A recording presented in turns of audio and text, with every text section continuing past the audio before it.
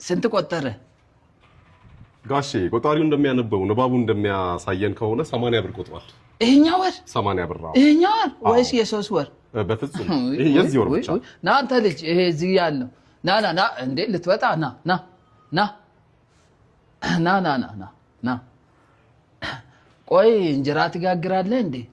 አረኛ ጋሽ ተንኮሱ ደረቅ እንጀራ አይደለ እንዴ ከውጪ የምንገዛው ያወቁ እና ምን ትጠቀማለህ? ይኸው 80 ቆጠረ። እኛ መሲ ጋር አይደለ እንዴ የምንበላው? ሰላም ዋሉ ጋሽዬ። እሺ ሰላም ዋሉ። ቆይ ና እንዴ የአንድ ወር ነው 80 የአንድ ወር ነው አልኩት እኮ። ትጋግራለህ እንጀራ ምግብ ራሱ እኛ እኮ መሲ ጋር ነው የምንበላው። አዎ መሲ እዚህ መታ ነው የምትጋግረው።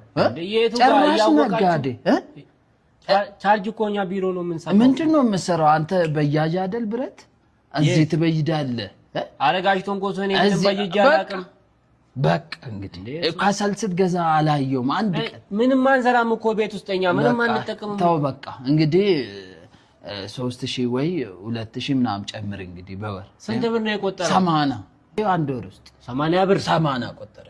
ወይ ጋሽ ተንኮሱ እንደዚህ እናርገ እኔና እርሱ ከምንጨቃጨቅ እኔ ልክፈለ የዚህ ነው። አልፈልግም። ጨምር ብር መጨመር 3000 ጨምር በቃ እንግዲህ እንዴ እኔ ኪሳራ ለኑር ቤት ውስጥ እኔ እንደዛ አላልኩትም እንዴ በቃ 3000 በቃ 2500 ጨምር እንግዲህ በቃ እኔ ሽንት ቤት ልገባ በቃ